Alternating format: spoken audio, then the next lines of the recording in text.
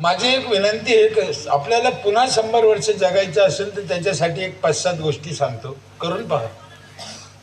सोपं आहे, काही अवघड नाही. आपण विकास करू राहिलो, घरं बांधू राहिलो, डबल मजली 4 मजली, रोड, पुलं, बिल्डिंगा, कारखाने, आणि आयुष्यच नसेल माणसाला तर मग याचं करायचं काय याचं. आणि भारत स्वतंत्र झाल्यापासून आपलं 40 कमी झालं. मग आता एवढ्या दिवसात 40 गेलं आणि आपण अजून जर येड्यावानी केलं आणि मूर्खासारखं वागलो, पुन्हा 60तलं 40 गेलं, खाली काय राहील? 20. अरे पोराचं लग्न कधी करते? कितव्या वर्षी? 21व्या, म्हणजे बिगर लग्नाचीच आहे.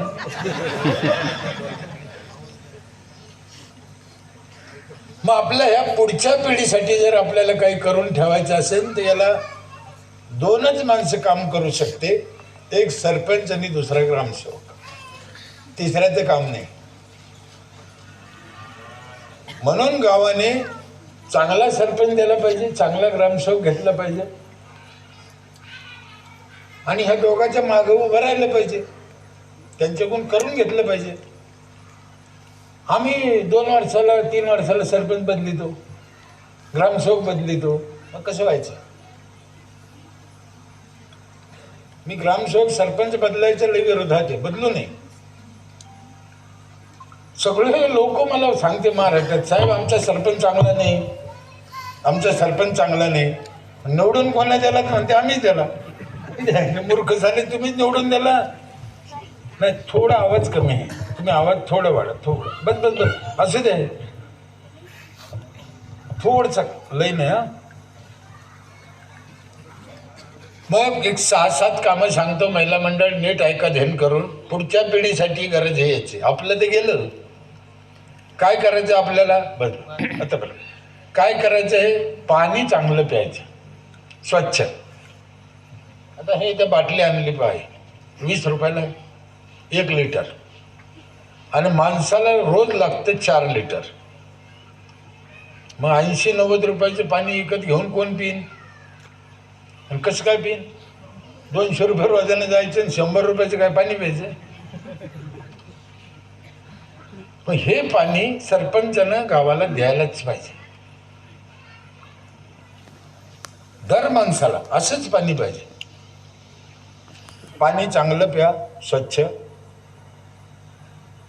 झाडं भरपूर लावा गावात, पण फळाचे लावा. फळं, नारळ, सीताफळ, आंबा, चिक्कू. पोरायला शिकवा, यांना संस्कार द्या चांगले. शिक्षणाशिवाय खरं नाही. 3 काम झाले. 4थं काम आहे, महिला मंडळ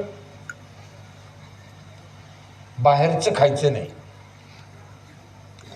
बाजारातलं, दुकानातलं, आयतं, हॉटेलमधलं नाहीच म्हणलं चालतं. लई नाईलाज झालात तर घ्यायचं, नाही ते घ्यायचं नाही.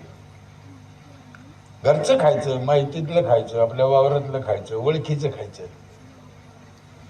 नसलं तर बाहेरून आणायचं.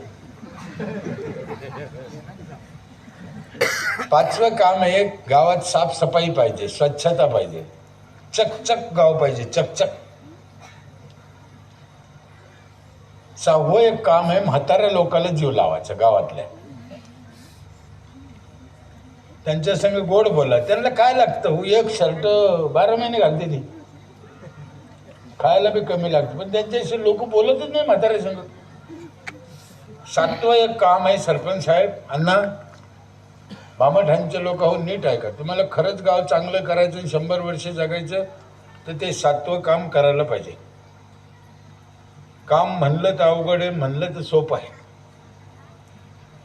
मी रोज सांगतो, गावोगाव देशभर सांगतो, पण कोणीच ऐकत नाही. मग इतकं सोपं काम आहे, त्याला 1 रुपया लागत नाही, पण कोणीच ऐकत नाही.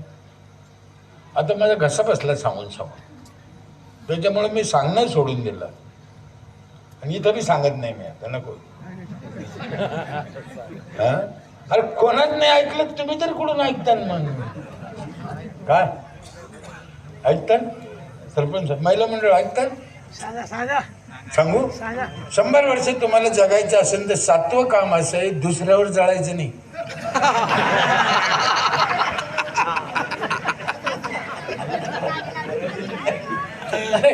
काऊन जळतो आम्ही दुसऱ्यावर कळत नाही. त्याला जे मिळालं ते मिळू द्या, तुम्हाला जे देवाने दिलं बघ झालं. सगळ्याला सगळ्या गोष्टी मिळतात का? सगळ्याला सारखं दिल्यावर कसं होईल? कुणाला पैसा दिला, कुणाला सोनं दिलं, कुणाला नोकरी दिली, कुणाला शेती दिली, कुणाला नवरा चांगला आहे, कुणाला बायको चांगली आहे, कोणाला काय ज्याचं त्याचं नशीब. आपल्याला जे देवाने दिलं त्याच्यात समाधान पाहिजे. हे करून पहा, पुढची पिढी सुखी होईल, 100 वर्ष जगते.